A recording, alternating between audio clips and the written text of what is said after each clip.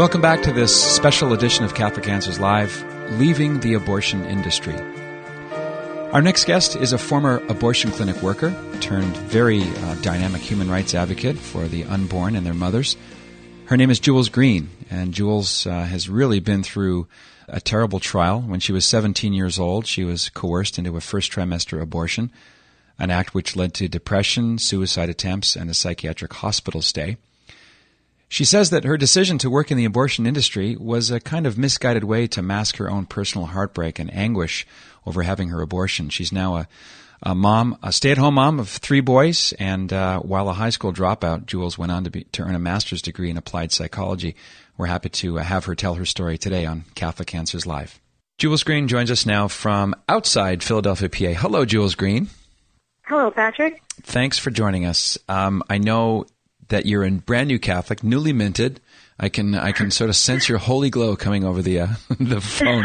So welcome to the church, fellow sinner. Thank you. Thank you so much. It's good to be home. Did you know Catholics growing up? Were they in your orbit, or was Catholicism an exotic bird way out there somewhere? Well, my next door neighbor growing up was Catholic, and she took me to Mass with her once or twice while we were growing up, and it didn't seem all that different from the evangelical Lutheran church I was attending. After all, Martin Luther didn't want to start his own church. But of course, that now as an adult, I see that it was very similar, but with the glaring difference of the real presence of Christ in the Eucharist, which is the biggest blessing I've received since becoming Catholic. Let's hit the rewind button and go back to when you're 16 and 17, and you have a boyfriend, you find yourself pregnant, and you wrote, Jules, that everyone in your life seemed to wanted you to have the abortion except for you. That's right. You studied up and stopped using drugs and went to library and kind of got into mom mode, so to speak. Tell us, kind of pick it up from there. Yes, I did. I found a wonderful book called Under 18 and Pregnant about how to tell your parents and how to find free or cheap prenatal care, how to sign up for WIC. I called and made an appointment for a prenatal care visit, and I started to feel pressure almost immediately from all sides that I would be throwing my life away. I would be wasting my potential. I had already quit high school, even though I was in a gifted program and accelerated classes and pretty much everything, and just ran with the wrong crowd. These would not be my Catholic friends from when I was younger. So inch by inch, you began to cave. Your resolve slowly went south. Well, yes, because with young love, the intensity is overwhelming, and it was for me as well. And all I really saw was to please him, and he was okay with it at first. And then within a few days, actually, maybe not even a week, he began with the pressure of, well, you should really, we shouldn't do this. We're not ready. You know, your mom doesn't want you to. Your aunt's met with you, and they don't want you to. And I think my favorite, I say that in quotes, coercive statement was, do you know anybody who's amounted to anything having a baby when they're 17? Wow. You could start. Right. Of course, now I know with 2020 hindsight, you could start that list with a young woman named Mary of Nazareth. Yeah. Amen. Yeah. And there's obviously, multitudes of examples of fine young mothers who overcame adversity. Sure. I wish I could say I was among them, but I did in fact cave to the pressure and scheduled an appointment. And this is now we're a month, 6 weeks out from when I found out I was pregnant. So I'm already at this point 9 weeks along. And I made an appointment, and I went in and got the process started. And when it came time to actually disrobe and prepare for surgery, I ran out of the clinic. You ran out? Yes. I just knew it. I didn't want to do it. I just didn't want to do it. And he followed me out to the parking lot and then went back in to get our money because, of course, we'd already paid. And then the 48 hours between that, running out of the clinic, and when I actually did have my abortion, were filled with violence and hate and pressure and just ugliness. Afterwards, Jules, did your psychological backlash and the guilt and just the self-loathing, did that kick in quickly with you? Yes. because I was already feeling it that first day at the clinic before I'd even committed the sin. So I was prepared for it, and I also believed that as it started to gnaw away at me, again within days of the abortion, as it started to gnaw away at me, I helped it. I helped it along. I felt I deserved it, and I felt as if no penance would be enough. Sure. Jules, this is something that I'm kind of fascinated by, and that is the relationship between post-abortive women and Planned Parenthood. It just reminds me of the psychological dynamic between an abused spouse and the abuser. Almost like if you make an agreement to go back and work at a clinic, you can somehow achieve a kind of equilibrium or give back to the community, so to speak. I know it sounds twisted to some listeners, but it does make a kind of sense, doesn't it? Identifying with the aggressor, yes, I see that. But I do just want to confirm with you that I never worked at a Planned Parenthood. Mm-hmm. I worked at a freestanding abortion clinic, and I want to make sure the listeners know that too, that Planned Parenthood is the largest, abortion clinic chain in the United States, but there are hundreds and hundreds of freestanding clinics or smaller chains, and that's where I work. And this is a clinic that's been in constant operation since 1973. Gotcha. Right. So just to clarify that, but no, I absolutely agree with the idea, and also as a form of self-healing. For me, I was hired by the Women's Center where I worked, the abortion clinic where I worked, within months of trying to kill myself after my own abortion. I mean, how do we make sense of that? And the only way I could was in hindsight and seeing it as, well, I know what I did was wrong, but if I surround myself with people, with strong, smart, well-paid people who all believe that it's okay to have an abortion, maybe I'll believe them too someday. Mm-hmm. Maybe. And I also had a spark in me that said, well, if someone would have been able to tell that I was being forced, maybe it wouldn't have happened. So I thought that, well, if I get a job at a clinic, maybe if I'm trained as a pre-abortion counselor or as an options counselor, maybe I can spot those girls and help them. Mm-hmm. And I guess that's what I call my intuitive pro-life core. I think I've always had an intuitive, pro-life core that I just hid, meticulously for years and years. But that was my main goal consciously, was to help other gals who were being pushed into it. And unconsciously, I think I was just trying to get over my own grief and guilt. And in that orbit included people like David Gunn Jr. in lobbying Congress to bring stronger sanctions against more militant anti-abortion people. Yes. So that, I'm sure that stacked the deck in favor of the pro-abortion mentality. And yet still, back to your pro-abortion core, Jules, when you would hear these rallying cries at events like 100% abortion, license, no apology in public. My pro-life core, right. Yes, my intuitive pro-life core. Now that never sat well with me. And the other thing that never sat well with me and doesn't sit well with a lot of folks who are current workers is the gals who come back more than once. Mm-hmm. And so yes, I did have that core of it. There's a refuse and resist or something back in the 90s used to shout abortion on demand and without apology. Mm-hmm. And it was like a chant. And it always got under my skin and just felt wrong. Even when I was working at a clinic, when I heard that, it felt wrong and I knew it was wrong. But again, so is this idea of the repeat customer, of the frequent flyer. I was just I was just going to use that phrase. You stole my... Yeah, and I don't mean to... Right, and I certainly don't want to be dismissive of the obvious pain these multiple abortive women are going through. But I think it's important for us on this side of the lifeline to recognize that even the folks, many of them, many pro-choicers, also disagree with this idea of...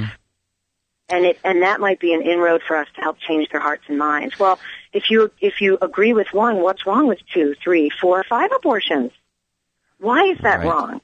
And if we can catch that seed and plant it and say, maybe walk them backwards to agreeing that, yes, even one is wrong. This is something I learned from Lila Rose. when people say, well, we have to make it safe, legal, and rare. Why? Why do we... On what basis would we need to make it safe, legal, and rare? If it's okay, then why not? Jules, before the break, you said something I wanted to follow up on. When you were at these pro-abortion rallies and you were fighting the good fight on behalf of women, we have to say this, truly with the best of intentions, you thought you were really helping, and that in the main, you were on the right side of the issue. But when I hear the pro-abortion side say, well, don't be so simplistic. You know, life's very complex. You were on the other side saying the very same thing about the sloganeering you were hearing, right? It's actually more complicated than that. Yes, and there are infinite shades of gray in between.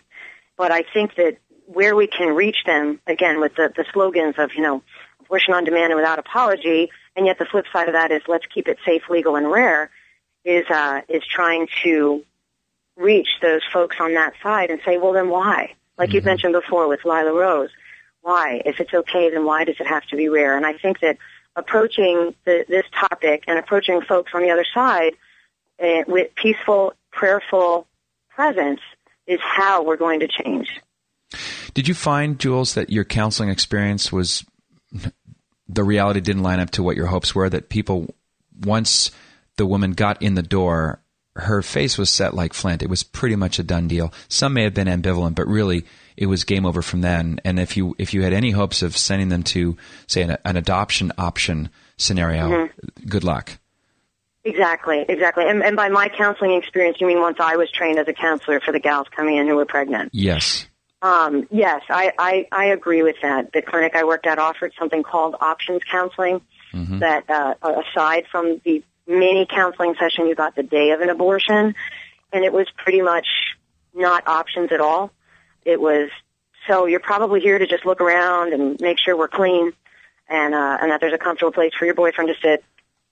It was not true options counseling. And if anyone did come in who was genuinely ambivalent or just wanted more information to make a more informed decision, to do her due diligence in researching all options, we were not the outlets to receive 100% current or accurate information about adoption, the difference between closed and open adoption, how to find the local WIC office, how to sign up for Medicaid so you can go for prenatal care.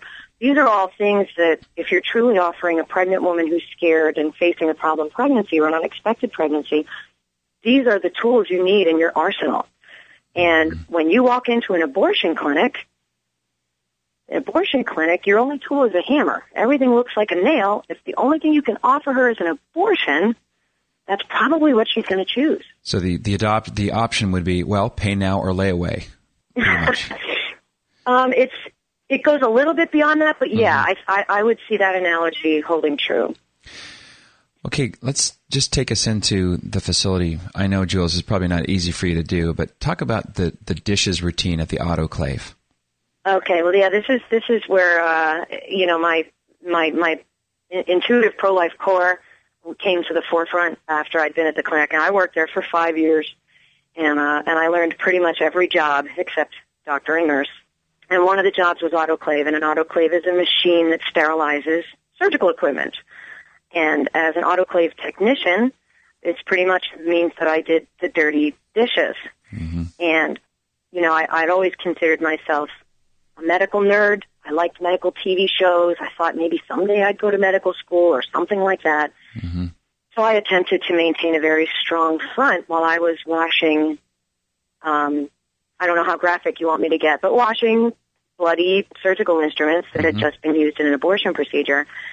And, but the other thing that happened in that same room, it was where the doctor reassembled the parts that were the result of a first trimester abortion to make sure we got everything. This means counting limbs, ribcage, skull, spine. Everything had to be there. If something was missing, the woman would run the risk of an infection from sepsis.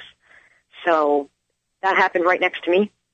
Part of my job was to set up the little blue piece of medical paper, those chucks, those absorbent pads, so that he could, or she could reassemble the parts. And that's when I started getting nightmares. And I I spoke to the clinic director at the time, and I said, hey, you know what, I'm getting nightmares. And she said, well, you know, what we do here is end of life. Pure and simple. She looked me in the face and said that. And you have to be okay with that, or you can't work here. Well, she had consistency on her side, in a way. Which I respected, which is rare. And she just said, this is basic. This is basic. It's life and death. And she rotated me out of the autoclave room so I could work other areas, like taking blood pressures or something, until I got over it, kind of thing. And God help me. I went back and kept going back. So, Jules, in your fourth year at the clinic, they gained approval to do abortions up to 16 weeks. And staff members began dropping off, saying, I'm not doing these quote-unquote late days. Right. Back to the inconsistency. If your boss was very understanding and allowed you to work around it, why wouldn't you just be fired if everything's hunky-dory? Do you see what I'm saying? I do see where you're falling, but she sort of was for those gals as well. It was okay. Well, then we'll only put you on Tuesdays and Thursdays because we only do that on Wednesday or something. I don't remember the precise days of the week, but there were some folks, and one gal was a mother. She'd already had 2 children, and she just was like, you know what, that's not even going to be enough. Once the clinic, and I had a hard time with it too, and I didn't work the late days, but I couldn't do autoclave those days because once it goes beyond first trimester, what happens afterwards is the foot measurement is what's used.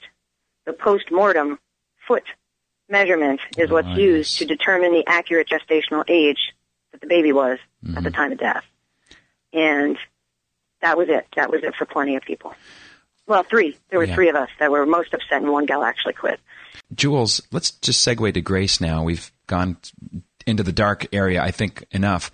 Coming out of it, did you give birth to your own children and then kind of have the light come on, or was there a moment, or was it just a slow process where your worldview began to crumble and you began to face what you had done and what you needed to do to go forward? It was a very long, slow process. I even worked part-time at the clinic while I was pregnant with my first son, who's 9.5. And it was, I had given birth to 3 children and still called myself outwardly pro-choice while still internally torturing myself with guilt for my own abortion at 17. As I came back to God, as I came back to church, as I came back to prayer, is when I started to question my view of the world. What led me to really question it was conversations with Catholic friends about the immorality of in vitro fertilization. And slowly, while questioning myself and my deeply held worldview, is when I stumbled upon videos online of Abby Johnson. Yes. And it was like a light bulb went off, or rather illuminated above my head that I am not alone. I'm not alone. Here's another post-abortive woman, worked in the clinic, and yet knew it was wrong, and was able to get out. And that's what did it. I picked up her book within days of it coming out. I read it in 24 hours. I emailed her. We started corresponding, and that's what finally did it, knowing that other people could. That change is real. Conversion is real. Forgiveness is real. And reconciliation is real. And once I accepted that all of those things, that I was worthy of all of those things, that's what led me on the road to join the Catholic Church and to healing. Did you find that there were all kinds of dots you never dreamed that were connectable? Like, how unlikely for someone in your predicament to suddenly begin ruminating about in vitro fertilization and the identity of the human person at the moment of conception. That you must think that was definitely accompanied by grace. Oh, it's providential. It's providential. I see the hand of God at work in my life everywhere. Everywhere. And I'm thrilled to see it in retrospect, and I'm trying so hard through prayer to see it daily as well. That's also, you probably know this, the co-founder of NARAL, the National Abortion Rights Action League, Dr. Bernard Nathanson, himself responsible directly or indirectly for 85,000 abortions. I had the privilege of interviewing him before he passed away. And that's the name of his autobiography, The Hand of God. The Hand of God. That was the second book I read. I put down Abby's book, Unplanned, and I picked up Hand of God. Yeah, well, that makes sense. Amazing. Amazing. In the testimony that you, I think it's text from a talk you gave, Jules, correct me if I'm wrong, you end it in a really paradoxical, beautiful way. You say that, after all, sometimes the best things in life aren't planned, and the sign-off really caught my attention. Happy no birthday, unbaby. I miss you every day. Love and tears, Mom. That was my that was my original testimony when I first felt compelled to share my story with the world. Yes. And it was published last year on the anniversary of my due date. Mm-hmm. And it was at Live Action, and that's Lila Rose's organization. And I was grateful for them for giving me the opportunity to share my testimony, and also for agreeing to my request to have it published on what would have been my baby's 22nd birthday. What it reminded me of was a line from C.S. Lewis in one of his memoirs. He said, before 1929, he was a very committed atheist. He said, I knew God didn't exist, and I was angry at him for not existing. Oh, I love that. I love that. That's beautiful. That's what it reminded me of. In our few moments together, Jules, I want you to, if you can, address women listening right now who may have completely bought into the pro-choice mentality and all the sloganeering and all the bumper sticker phrases, that know deep down in that place where they're alone with God, when they open their eyes in the middle of the night, that they know they're doing the wrong thing. What words do you have for women contemplating getting an abortion, or from family members who are beginning to coerce their own loved one to do the same? I would say that in the silence of your heart, you know what's right and what's wrong, and that it's okay to be unpopular and right, that healing is real, reconciliation is real, and there is always hope for a nonviolent solution to an ill-timed pregnancy.